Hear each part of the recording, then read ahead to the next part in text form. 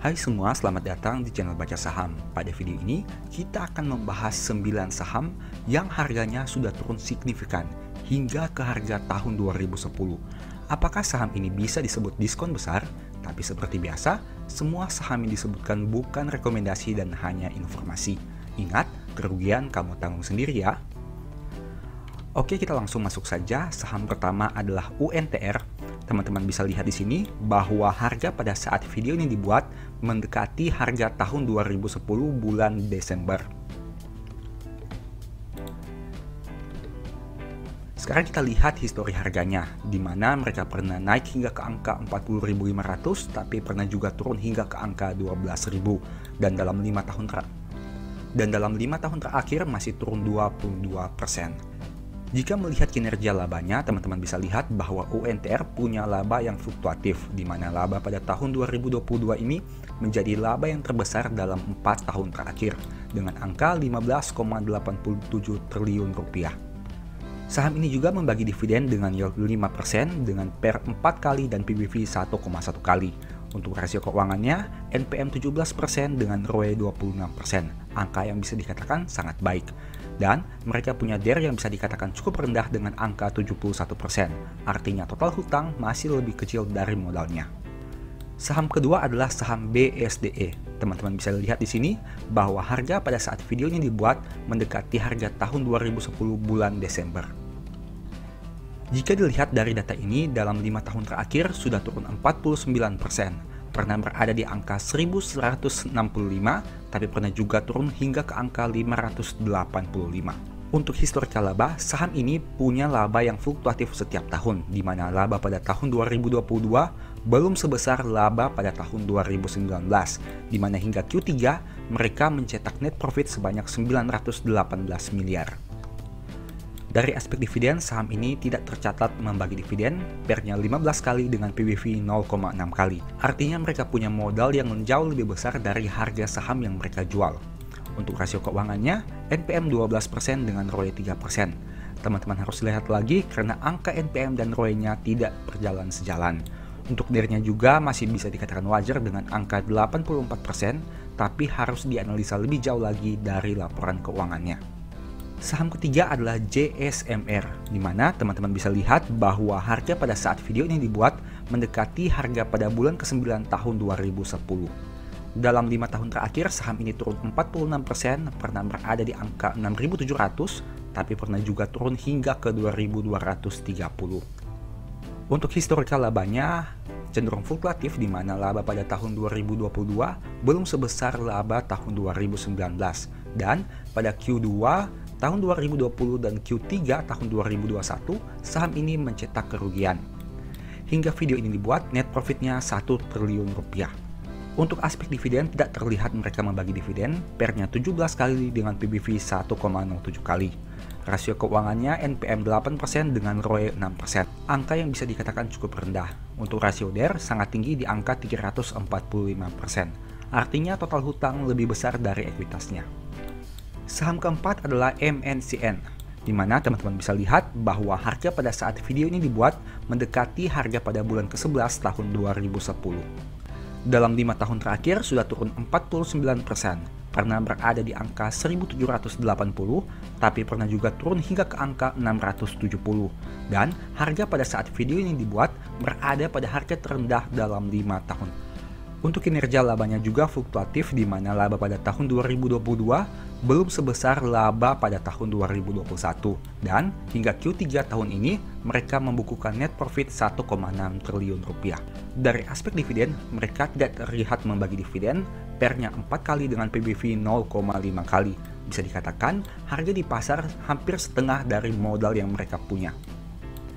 Rasio keuangan NPM 22% dengan ROE 11%, bisa dikatakan cukup baik, dan DER-nya juga sangat rendah di angka 13%. Kemudian saham Wika, teman-teman bisa lihat bahwa harga pada saat video ini dibuat berada pada harga tahun 2010 bulan ke-10. Dalam 5 tahun terakhir sudah turun 64%, pernah berada di angka 2.500, tapi pernah juga turun hingga ke angka 655. EPS-nya konsisten menurun, di mana pada tahun 2022 masih mencetak kerugian sebanyak 27 miliar rupiah. Mereka tidak tercatat membagi dividen, dan karena labanya minus, maka PER-nya juga otomatis menjadi minus. Dan begitu juga dengan rasio profitabilitasnya. Untuk valuasi PBV hanya 0,4 kali, yang berarti harga di pasar lebih murah dari modalnya.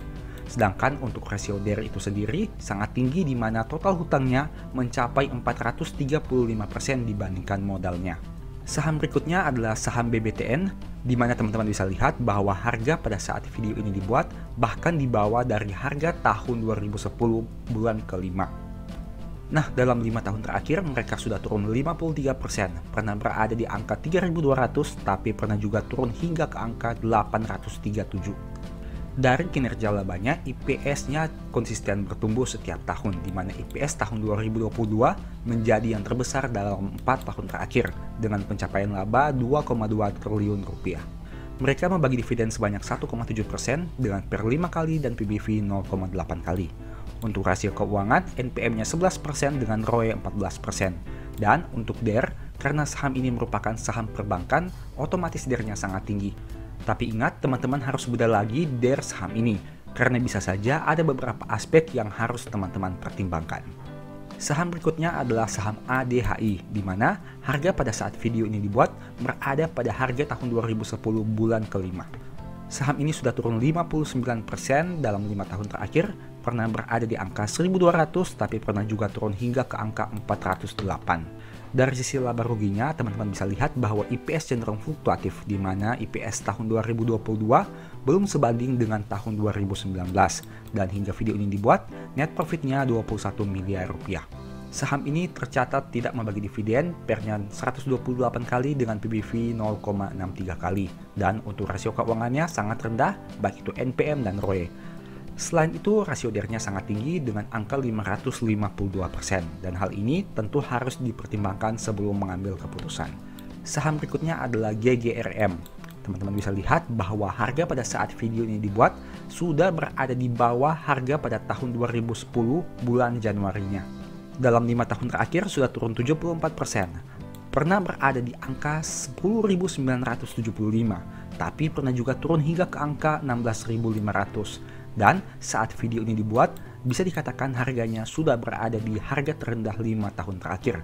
Luar biasa bukan untuk penurunannya? Untuk kinerja laba rugi dalam 4 tahun terakhir, saham GGRM ini konsisten mengalami penurunan dari sisi pencapaian laba. Bahkan pernah rugi pada Q2 tahun 2022. Dan saat video ini dibuat, net profitnya 1,5 triliun rupiah. Dividen yieldnya sangat besar, yaitu 13% dengan PER 16 kali dan PBV 0,5 kali. NPM-nya dan ROE cukup kecil dengan angka 1 dan 3%, dan mereka punya DER yang bisa dikatakan masih wajar dengan angka 48%.